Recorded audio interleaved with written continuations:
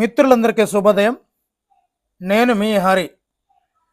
7వ తరగతి నుండి ఏపీ నుండి 7వ తరగతిలో తెలుగు నుండి 2వ సెమిస్టర్ నుండి అంటే 7వ పాఠం నుండి 12వ పాఠం వరకు ఉన్నటువంటి పాఠ్యాంశాలని లైన్ టు లైన్ బిట్టిగా మలిచినటువంటి వీడియో అండి. వీడియో నచ్చితే తప్పనిసరిగా అయితే లైక్ చేయండి.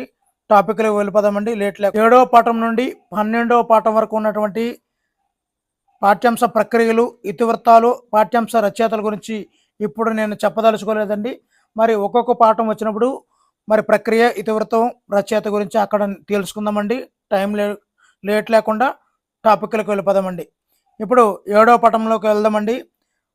7వ పాఠం పేరు కప్పతల్లి పెళ్ళి. ఈ పాఠ్యాంశం యొక్క ప్రక్రియ చూసుకున్నట్లయితే గేయం అండి. మరి ఈ పాఠ్యాంశం యొక్క ఇతివృత్తం ఆచారం, సంప్రదాయం గురించి తెలపడం అండి. మరి కప్పతల్లి పెళ్ళి పాఠ్యాంశ రచయిత చావలి బంగారమ్మ. ఈమె జననం 1897లో జన్మించి 1970లో మరణించడం అయితే జరిగిందండి. మరి ఈమె తూర్పుగోదావరి జిల్లా, చావలి బంగారమ్మ తూర్పుగోదావరి జిల్లా కొత్తపేట మండలంలో మోడేకుర్తు గ్రామంలో జన్మించారండి. మరి ఈమె కవితలు 1930వ సంవత్సరంలో ఎవరి ద్వారా వెలుగులోకి వచ్చాయంటే ముద్దు కృష్ణ వైతాళికుల ద్వారా ఈమె యొక్క కవితలు వెలుగులోకి వచ్చాయండి.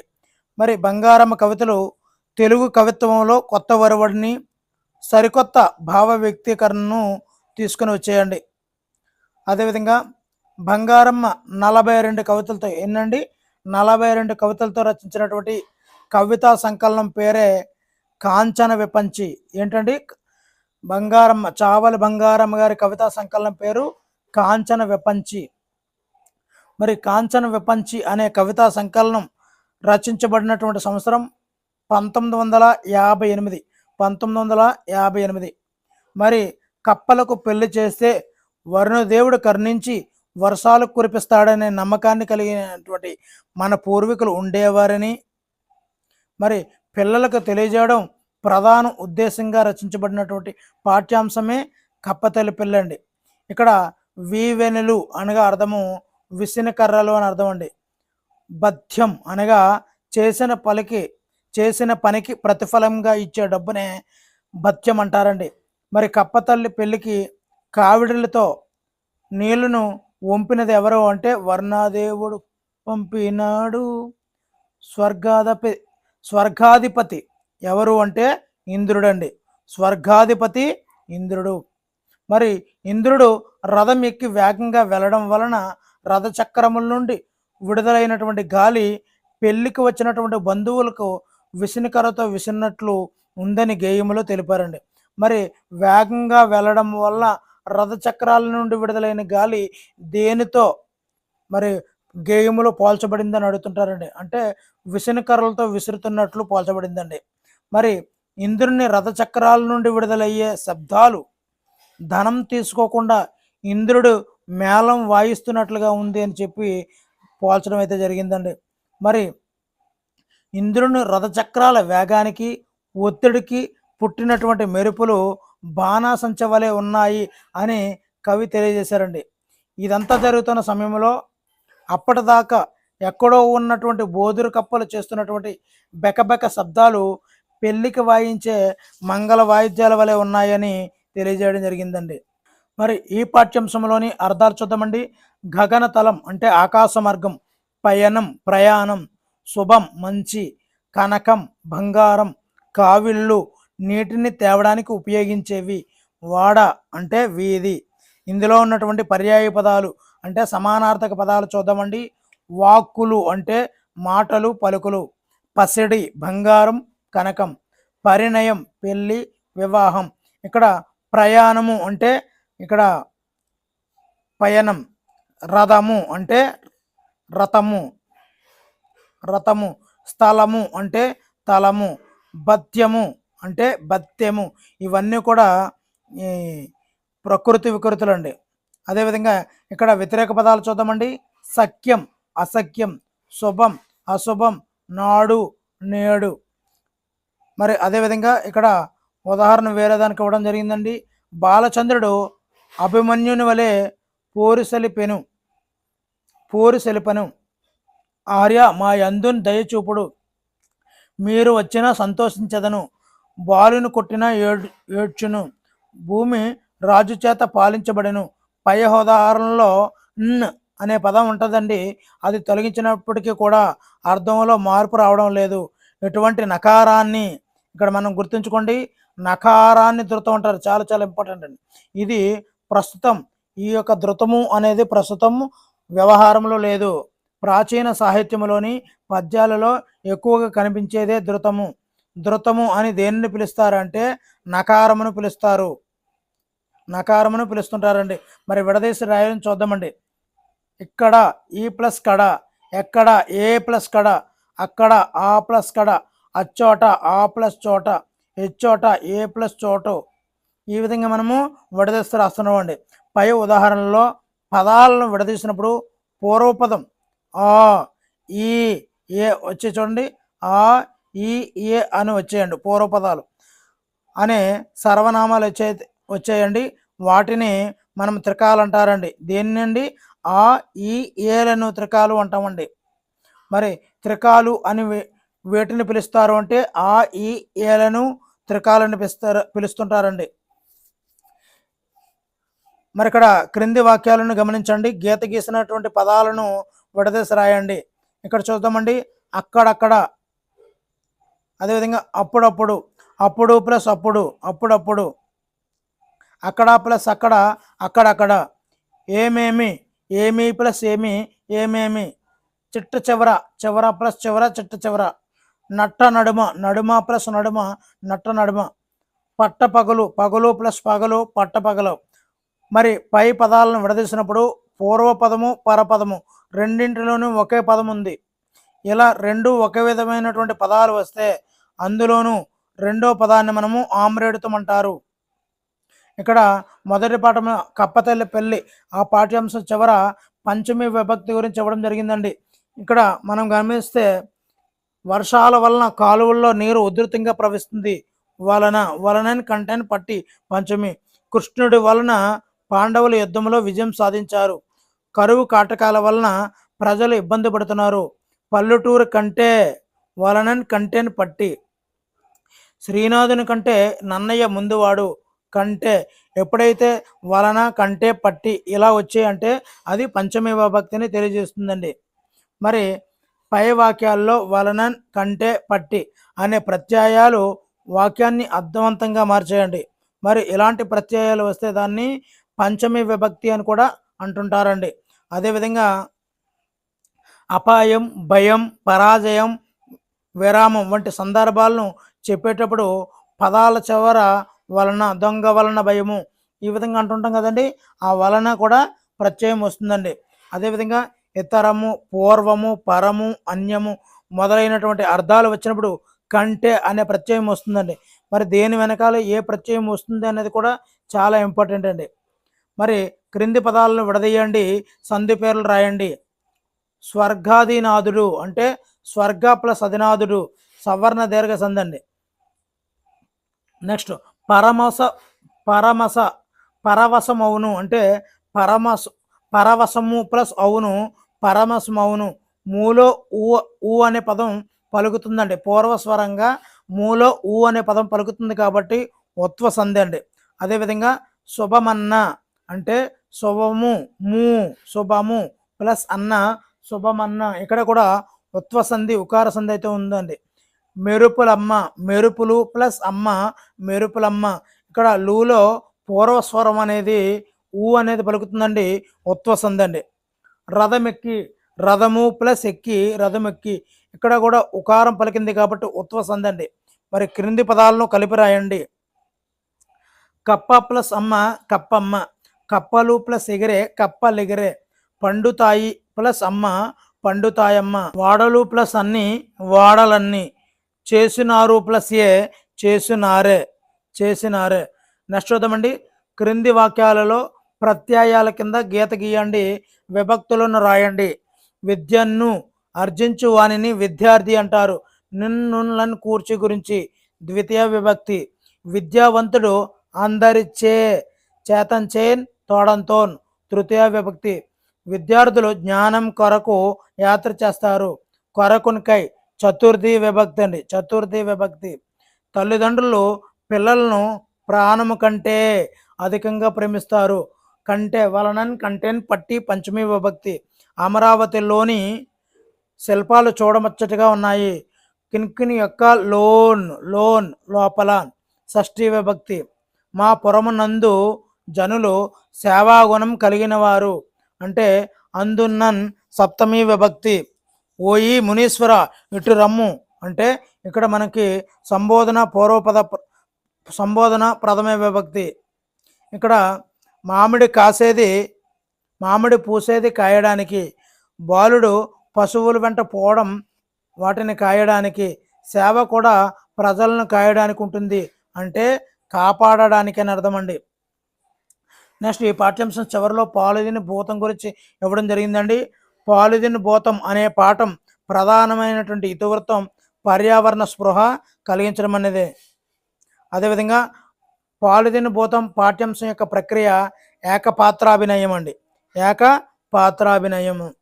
నెక్స్ట్ పాలిథిన్ భూతం పాఠంలో పాలిథిన్ మాట్లాడుతూ కాలువలు చెత్త కుప్పలే తన స్థావరాలుగా పేర్కొంది. చెత్తలో ఉన్నటువంటి నీటిలో ఉన్న ఎక్కువగా ఉన్న నేను క్షామం మీకు క్షామం అని పేర్కొన్నది ఈ యొక్క పాలిథిన్ అండి. మరి నెక్స్ట్ పాఠం 8వ పాఠం పేరు యథ. మరి ఈ యథ పాఠ్యాంశంలో ప్రక్రియ కథానిక. మరి ఇతివృత్తం చూసుకున్నట్లయితే ఆశావాహ దృక్పథం కలిగించడం, ప్రజలలో ఆశావాద దృక్పథం కలిగించడం అండి. మరి గిరిజన ప్రాంతాలు ప్రశాంతతకు మంచితనానికి అమాయకత్వానికి నిలయాలు. అలాంటి గిరిజన ప్రాంతాలలో నాగరికత వలన వారి పర్యావరణం దెబ్బతిని వారి జీవితాలు కుతలం అవుతున్నాయి. అయినప్పటికీ ఆశావాద దృక్పథంతో ముందుకు సాగుతున్నటువంటి గిరిజనుల శ్రమజీవనాన్ని గురించి తెలియజేయడం ప్రధాన ఉద్దేశంగా ఉన్నటువంటి పాఠమే యథ పాఠ్యాంశం యొక్క రచయిత బోనం నాగభూషణం. యథ మీద బోనం నాగభూషణం చెప్పడం జరిగిందండి. మరి బోనం నాగభూషణం 1938లో జన్మించి 1999లో అంటే 1 తక్కువ 2000లో మరి యథలో కలిసిపోయారండి బోనం నాగభూషణం గారు. బోనం నాగభూషణం గారు ఎక్కడ జన్మించారు అంటే విజయనగరం జిల్లాలో జన్మించడం జరిగిందండి. ఇక్కడ మేరంగి గ్రామం. మరి ఈ బోనం నాగభూషణం గారి వృత్తి ఉపాధ్యాయుడు. మరి బోనం నాగభూషణం గారి ప్రవృత్తి రచనలు చేయడం.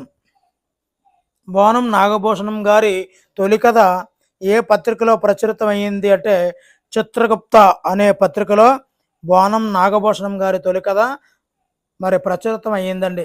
బోనం నాగభూషణం గారి కలం పేర్లు చూస్తున్నట్లయితే శూలపాణి భూషణం. ఈ భూషణం అనేది మనం ఈజీగా గుర్తుపెట్టుకోగలము, పేరులోనే ఉంది కాబట్టి. కానీ ఇక్కడ శూలపానం అనేది గుర్తుంచుకోవడం కొద్దిగా కష్టం అండి. మరి బోనం నాగభూషణం గారి రచనలు చూద్దాము. భూషణం గారి కథలు ఏది సత్యం యథ అసత్యం ఇదండి. ఇక్కడ సరిగ్గా పడలేదు. కొండగాలి అడవంటుకుంది ఇవన్నీ కూడా బోనం నాగభూషణం గారి రచనలు అండి. మరి యథ అనే పాఠ్యాంశం ఏ కథా సంకలనం నుండి గ్రహించబడింది అంటే కొత్త గాలి అనే కథా సంకలనం నుండి తీర్చుకోవడం జరిగిందండి. మరి ఈ కొత్త గాలి అన్నది కథా సంకలనం. కొత్త గాలి అనే కథా సంకలనం రచయిత బోనం నాగభూషణం గారండి. యథా పాఠ్యాంశంలో ఏ గిరిజన మహిళ జీవితం గురించి తెలియజేశారు అంటే పోలమ్మ గురించి అండి. మరి ఈ పోలమ్మ చిన్నతనంలో చదువుకోకుండా తన 7 పిల్లలతోనూ అమ్మతోనూ అయ్య వెనకాలో పశువులు కాయడానికి కొండ మీదకి వెళ్ళేది. పోలమ్మకి 2 పిల్లలు. మరి పాఠ్యాంశంలో ఉన్నటువంటి ప్రతి అంశాన్ని కూడా టచ్ చేస్తున్నామండి. ఎందు గురించి అంటే ఎక్కడి నుంచి బిట్లు వస్తాయన్నది చాలా డైలమాలో ఉంది. మరి పాఠ్యాంశం ఒక టెక్స్ట్ బుక్ మొత్తాన్ని కూడా చదివిన 1-2 బిట్లు వచ్చే అవకాశం అయితే తక్కువ ఉంది.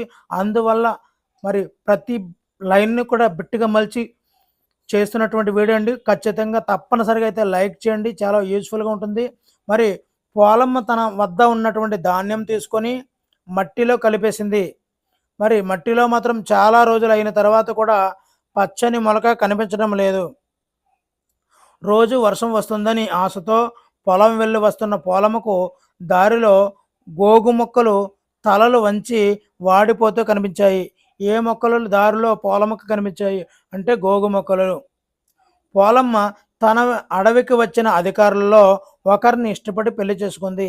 అలా ఇష్టపడిన అతను ఇప్పుడు అతని పనిలో తిరుగుతూ రావాలనుకున్నప్పుడు వచ్చి వెళుతూ ఉంటుంటాడు. మరి పోలమ్మ తన ఆలోచనలతో నిద్రపోతే తెల్లారేసరికి గంగమ్మ తల్లి కరుణించి వర్షం కురిపించింది. మరి ఈ పాఠ్యాంశం వెనకాల ఉన్నటువంటి అర్థాలు చూద్దామండి. మొలక అంటే మొక్క, వాడిపోవు అంటే వడలిపోతాయి, కలవరం ఆందోళన, దిటవు అంటే స్థిమితం. సమానార్థక పదాలు గురించి చూద్దామండి. అంటే పర్యాయ పదాలండి. ఇక్కడ చెట్లను నరకకూడదు, వృక్షాలు మనకు మేలు చేస్తాయి. ఇందులో చెట్లు, వృక్షాలు అనేవి సమానార్థక పదాలండి. ఇక్కడ వర్షాలు, వానలు, అదేవిధంగా మాత, తల్లి, ఇవన్నీ కూడా సమానార్థక పదాలు. నెక్స్ట్ ప్రకృతి వికృతులు అండి.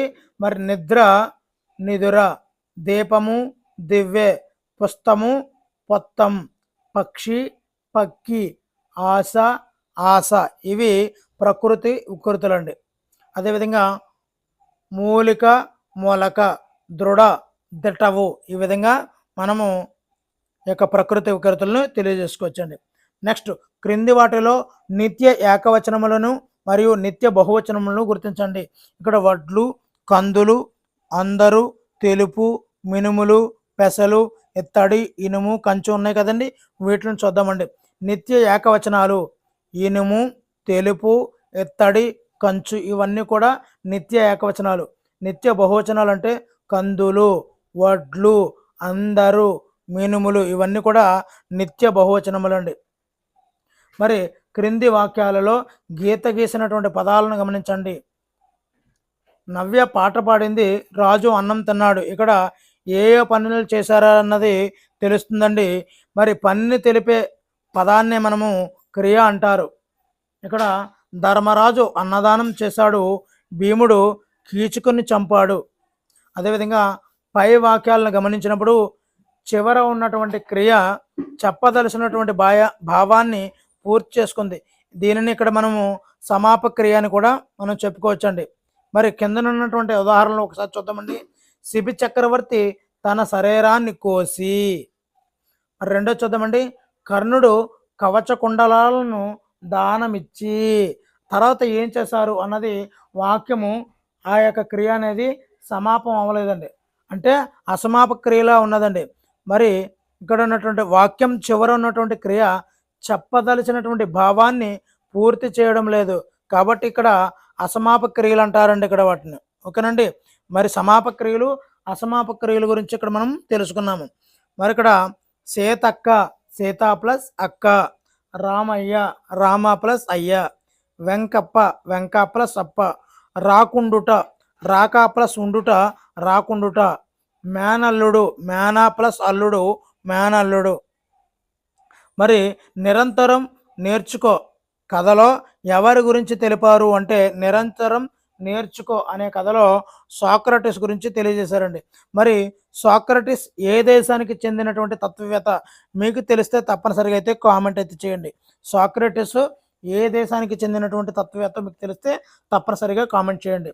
మరి సాక్రటిస్ తన ఉపన్యాసాలతో యువకుల్ని నాశనం చేస్తున్నాడని, తనకు తాను విషం తాగి మరణించాలి అనే మరణ శిక్షను రాజు అయితే విధించడం అయితే జరిగిందండి. మరి మరణశిక్ష విధించే రోజు, అమలు చేసే రోజు రానే వచ్చింది.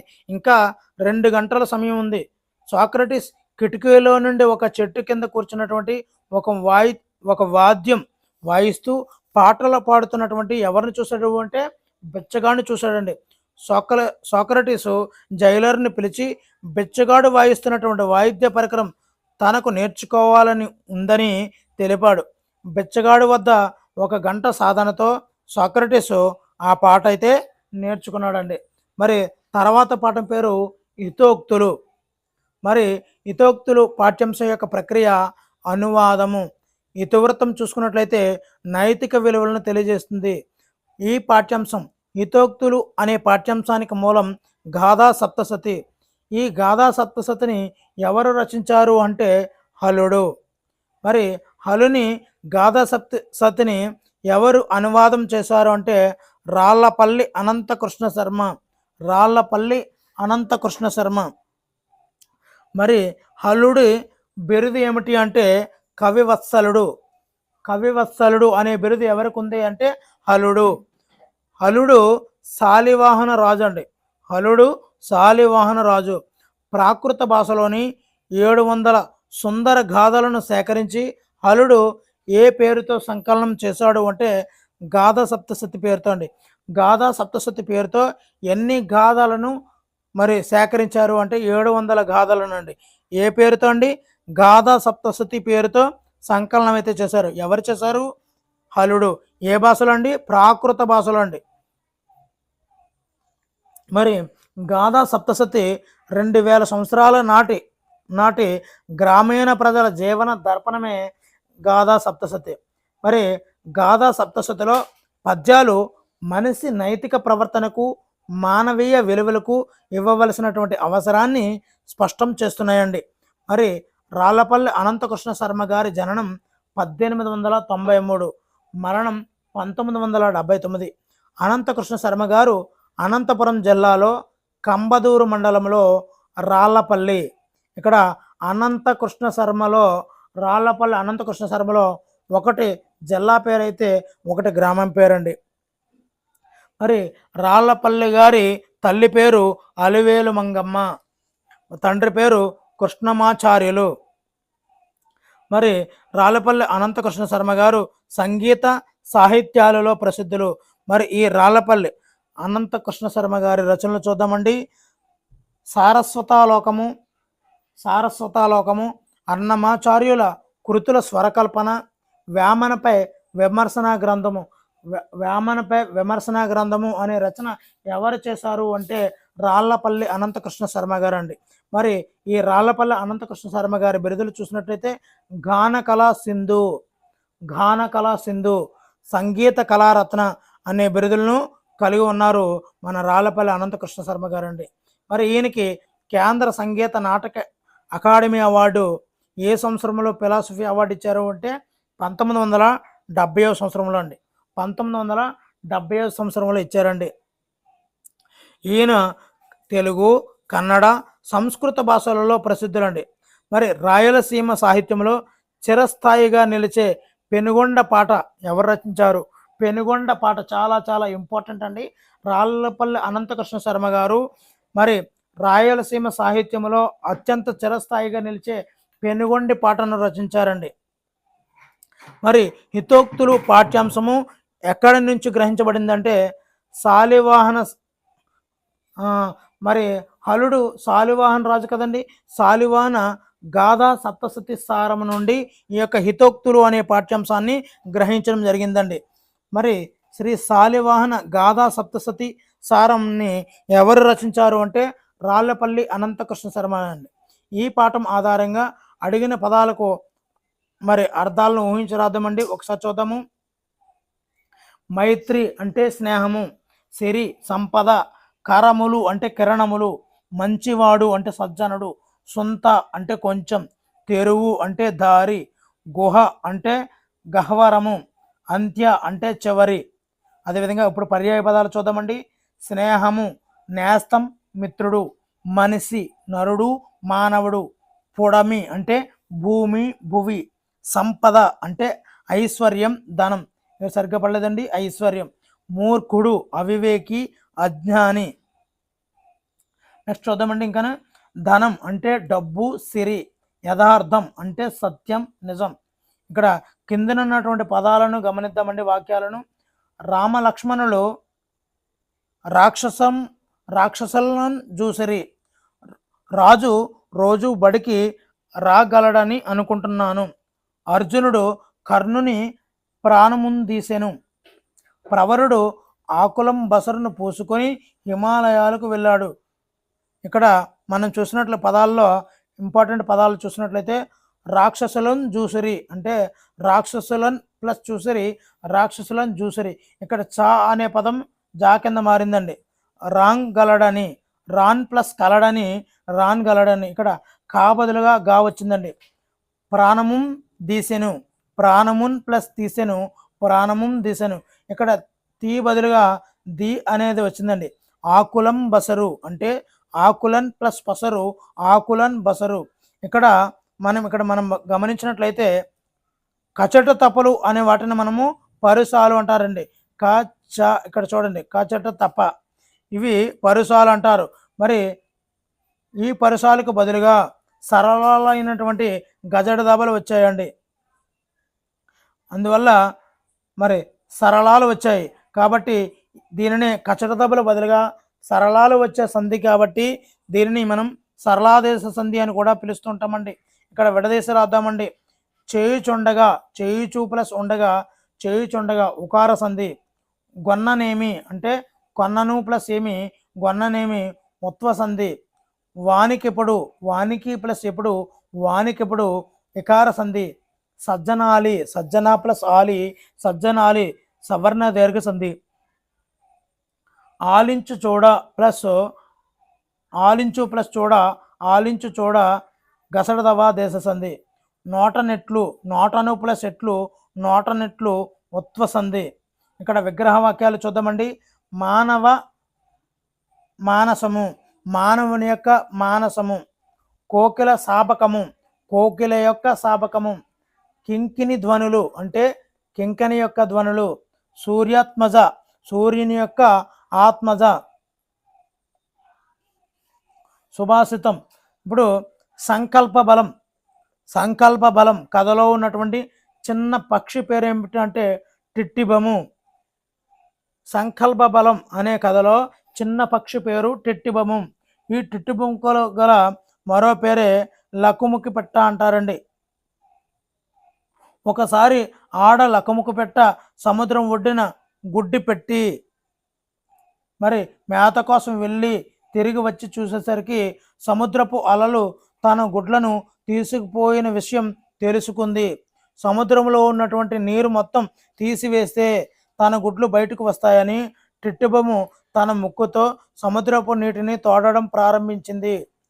టిట్టిబొమ్ము సంకల్ప బలానికి సముద్రుడు మెచ్చుకొని తన గుడ్లు తనకు ఇచ్చేశాడు.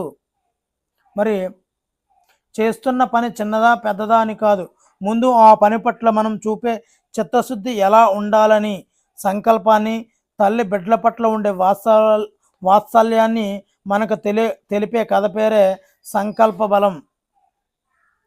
మరి నెక్స్ట్ పాఠం పేరండి ప్రియమిత్రునికి. ఈ పాఠ్యాంశం యొక్క ప్రక్రియ లేక. ప్రియమిత్రునికి పాఠ్యాంశం యొక్క ఇతివృత్తము మానవీయ విలువలను తెలియజేయడము. మరి రచయిత చూసినట్లయితే డాక్టర్ సూర్యదేవర సంజీవదేవ్, డాక్టర్ సూర్యదేవర సంజీవదేవ్.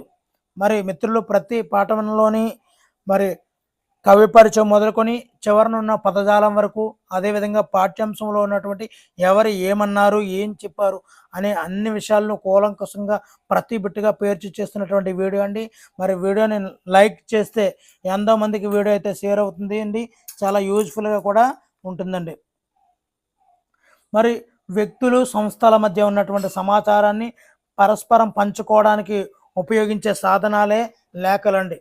మరి లేఖల ద్వారా వ్యక్తుల పరిచయాలు, సంబంధాలు, అభిప్రాయాలు, సమకాలీన సమాజ జీవనం వంటివి ఈ యొక్క లేఖల ద్వారా తెలుస్తూ ఉంటాయండి.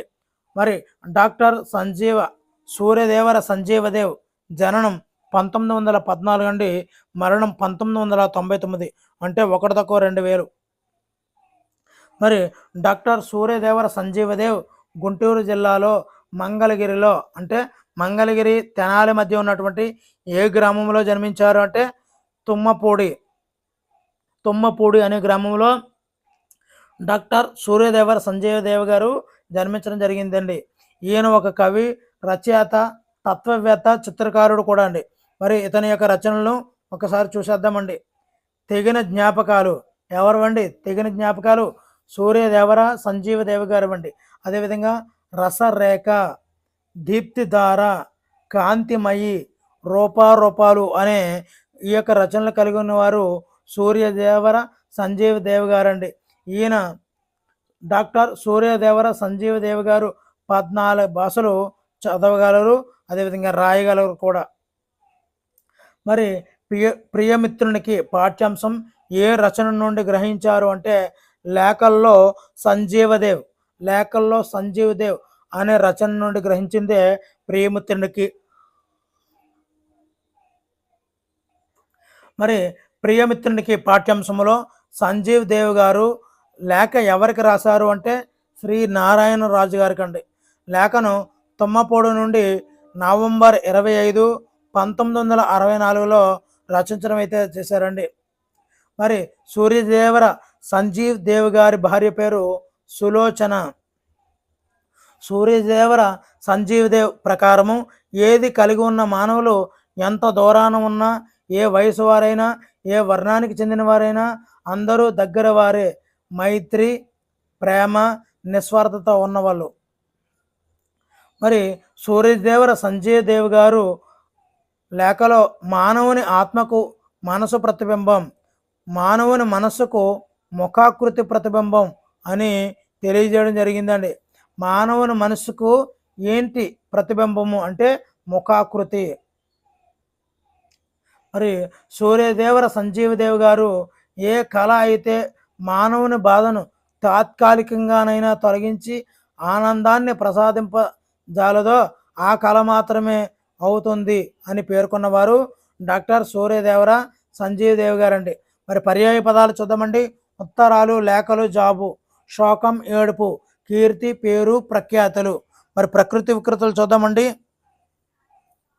మరి కథ అంటే కథ, ముఖము అంటే మొగము, కీర్తి అంటే కీర్తి, విద్య విద్యే, కార్యము కర్జము, శ్రీ సిరి. ఈ విధంగా మనము ప్రకృతి వికృతుల్ని తెలుసుకుంటామండి. నెక్స్ట్ వ్యతిరేక పదాలండి. సుఖం, దుఃఖం, సఫలం, విఫలం, నిస్వార్థం, స్వార్థం, స్పష్టమైన, అస్పష్టమైన, తాత్కాలికం, శాశ్వతం. నెక్స్ట్ చూద్దామండి. ఇక్కడ అక్కా చెల్లెళ్ళు ఏడుస్తారు అయితే దగ్గర చేరలేరు. ఎవరాలు అంటే పొడుపు కథలండి, కళ్ళు అండి. 60 కన్నుల పులి వచ్చి ఏటిలో నీళ్లు తాగు అంటే వల. ఉరుములు మెరుపులు లేకుండా ఉత్తరాది చెరువు నుండే అంటే టెంకాయ. మా తాత 2 బొమ్మలు తెస్తే ఒక బొమ్మ ఆడుతుంది, ఒకటి ఆడదు అంటే తిరగలి. ఇల్లు వాకిలితో కదులుతూ ఉంటుంది, వెళ్ళి చూడబోతే తలుపు మూసుకుంటుంది. ఏమిటది? నత్త.